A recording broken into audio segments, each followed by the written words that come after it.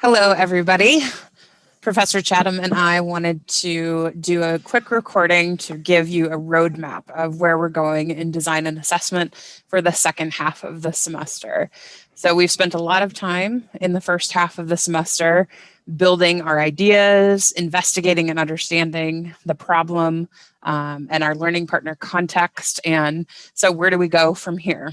We have this little graphic here, this pyramid, that as you look at the different layers, what we've been building our foundation upon should look familiar.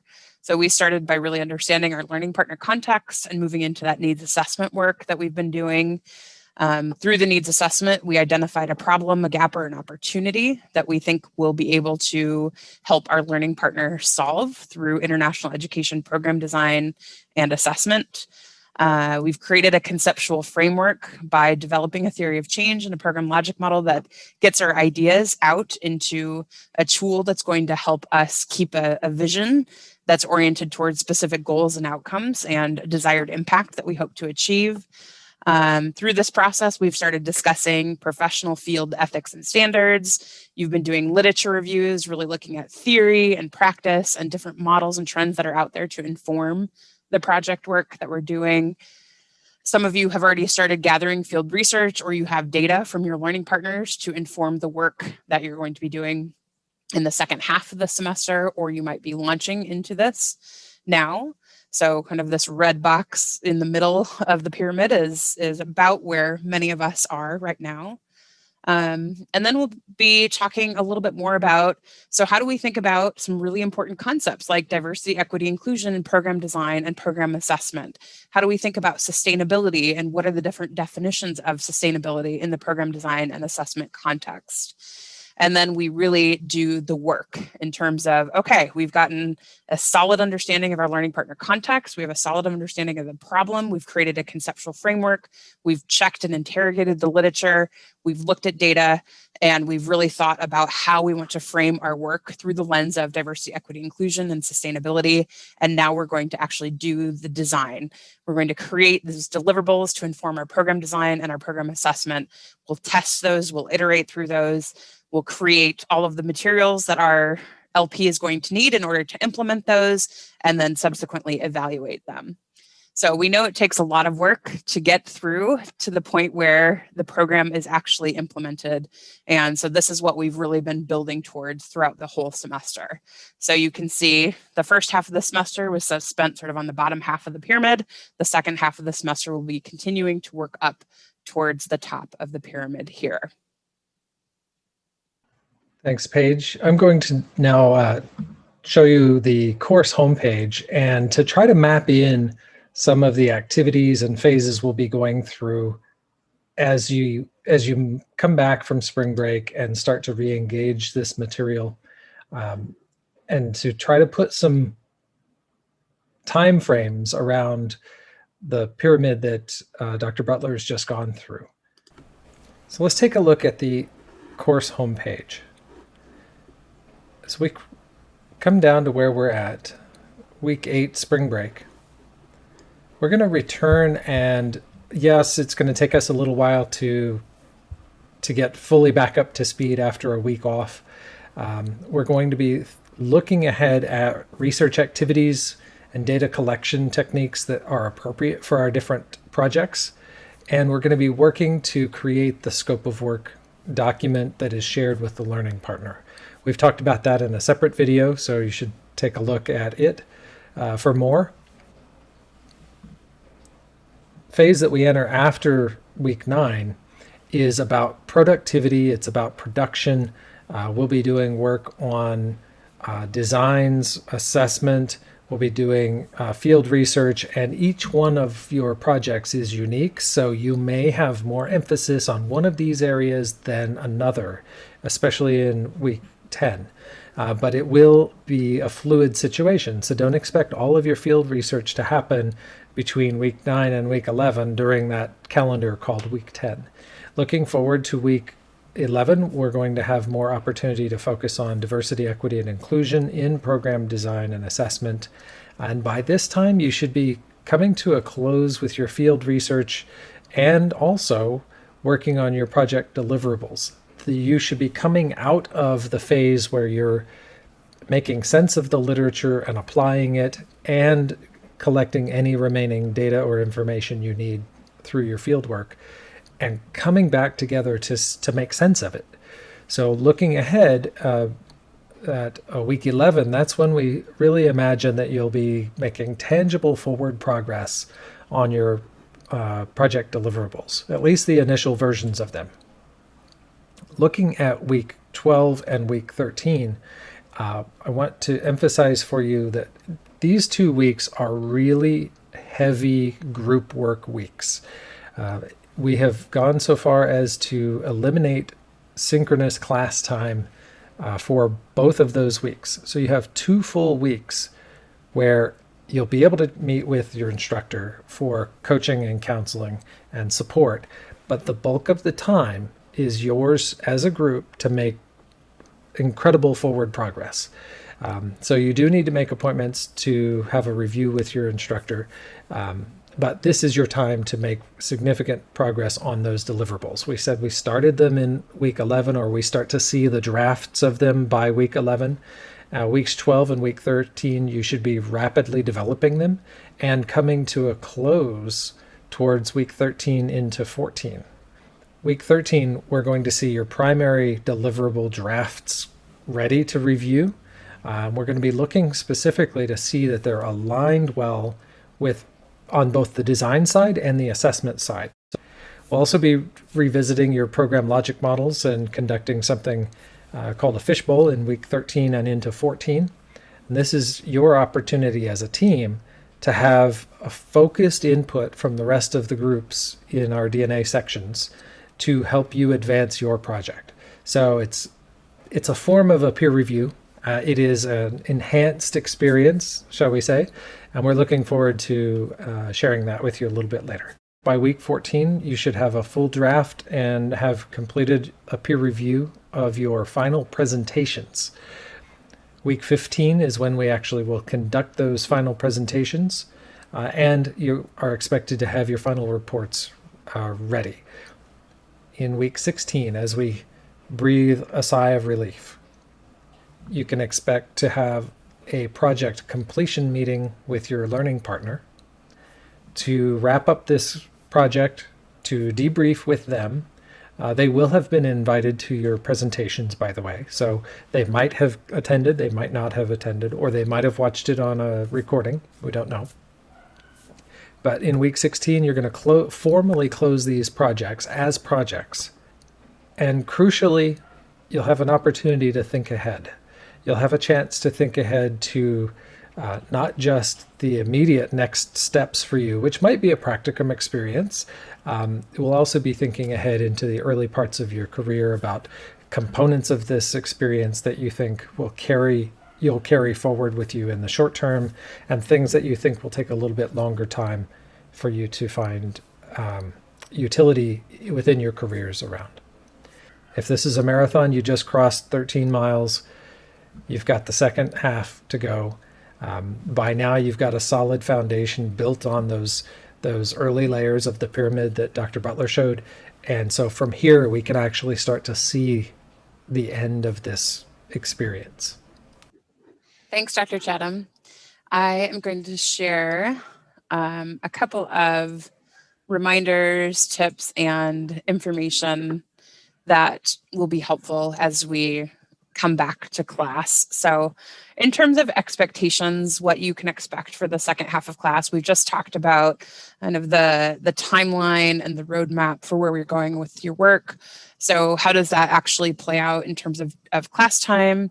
As you just heard, we'll have less synchronous meeting times. We will still have some meeting times, and those will be scaffolded according to the work that's happening that we just talked about.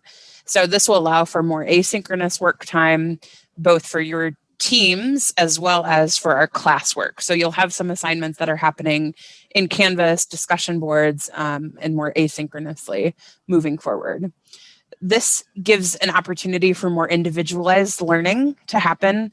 So we'll be providing lots of different resources in Canvas, and it'll be up to you individually and to your teams collectively to identify and select project-related readings and resources. And those things are intended to help you advance your work and to stay in alignment with where you're at in terms of your own progress and timelines, because everybody is moving at a slightly different pace.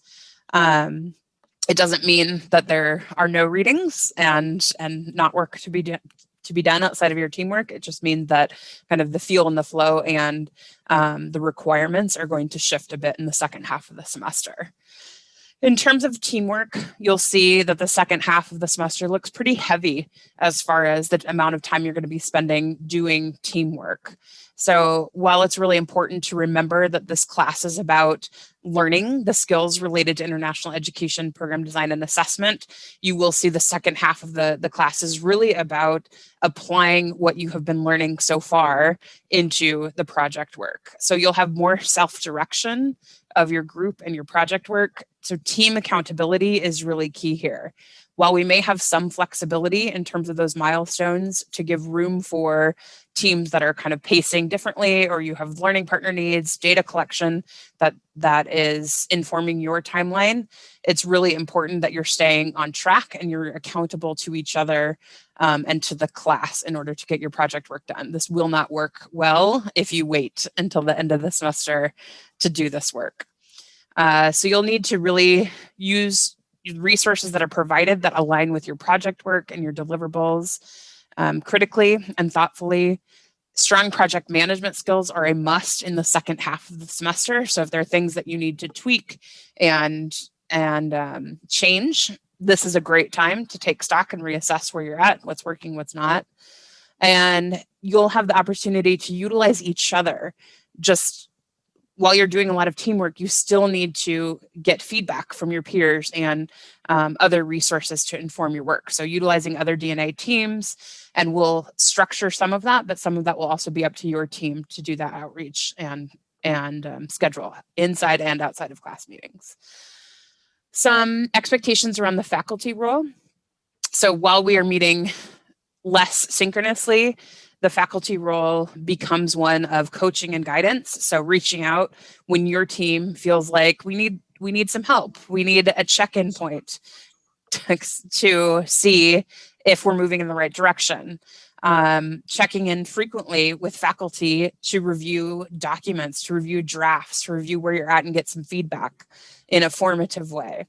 And faculty, we also have the role to ensure that you're making adequate progress through your project work and through team check-ins. So while we may not be having full class meeting synchronous times every single week, we will have some check-ins, and for teams that we have some questions about or we need to check in and support, we may have more frequent meetings, we may have less meetings. So part of it is up to you to reach out and ask for help and support based on where you're at in your project work. And similarly, when you're finding yourself or your teams just having some questions, reaching out to the faculty to help identify solutions to different challenges. If you're experiencing creative tensions within your team or with your learning partner, or just the ideas of the class overall, make sure that you are reaching out to faculty. So our role kind of changes from class to class, new content, new knowledge, to really supporting you in terms of how you're directing your work in the second half of the semester. And I would remind you that while you're doing a lot of teamwork, and while this is about the application of what you've been learning, to not lose sight of that individual learning experience and process. So building in the things that you feel you need to work on and you need to learn is also part of how you can do that thoughtfully and critically in the second half of the semester.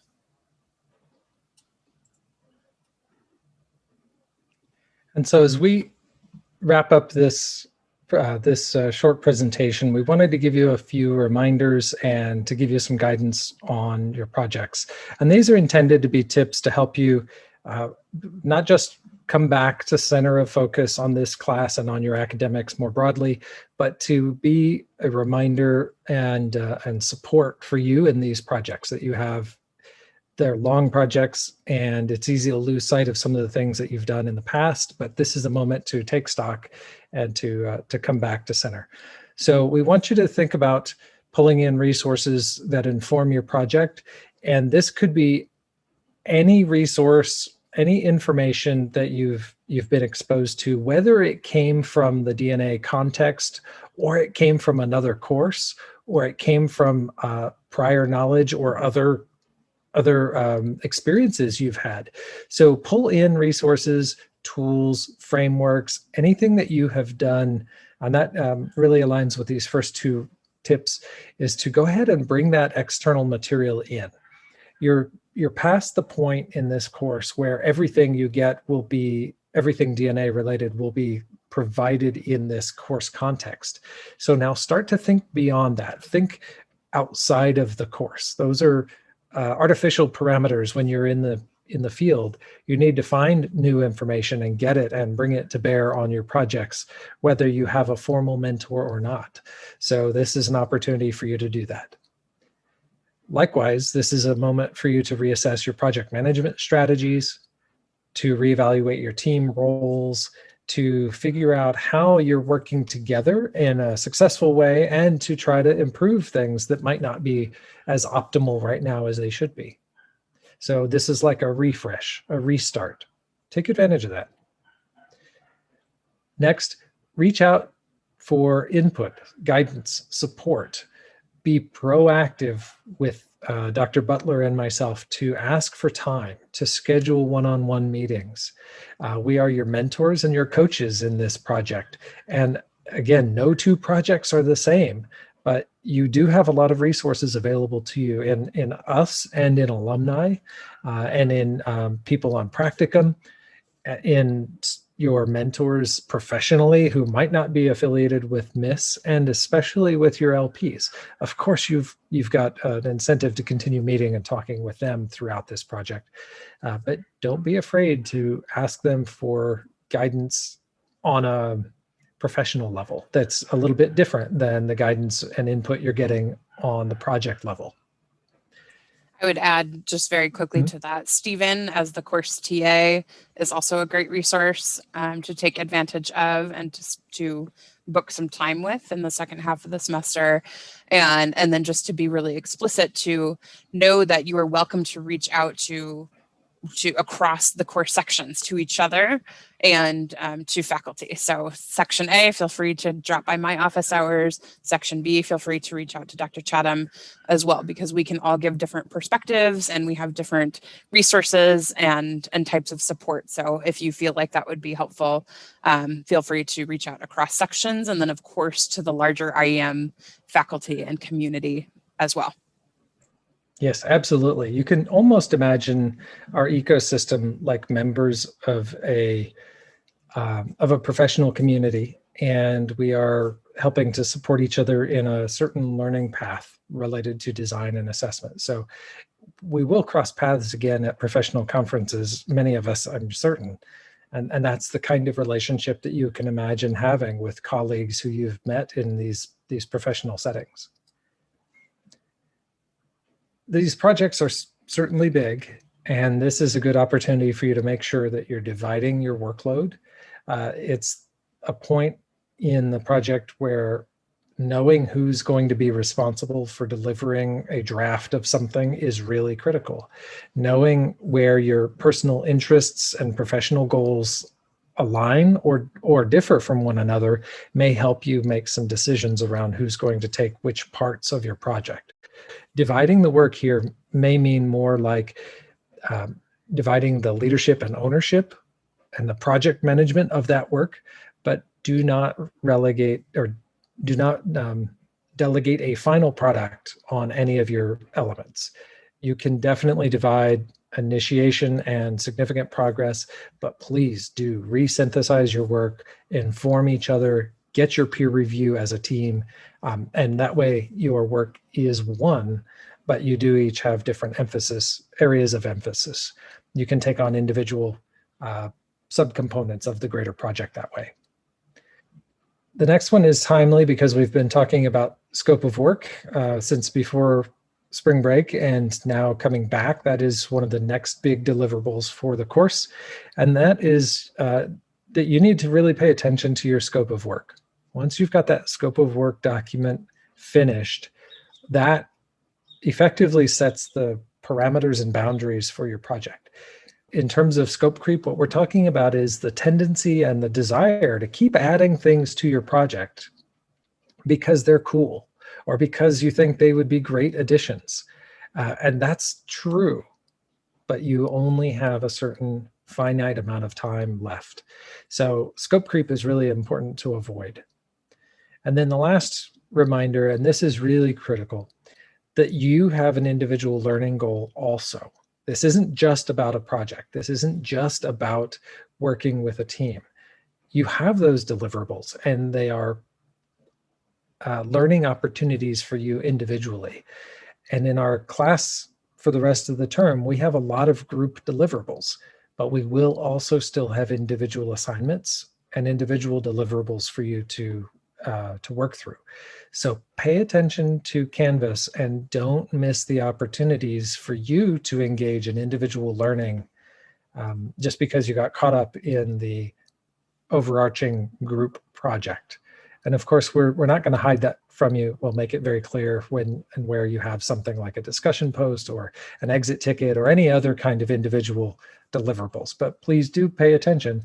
It may be a little bit out of practice with the spring break, but now coming back in, monitor your assignment pages, monitor the due dates, and make sure that you're paying attention to your individual deliverables and learning opportunities.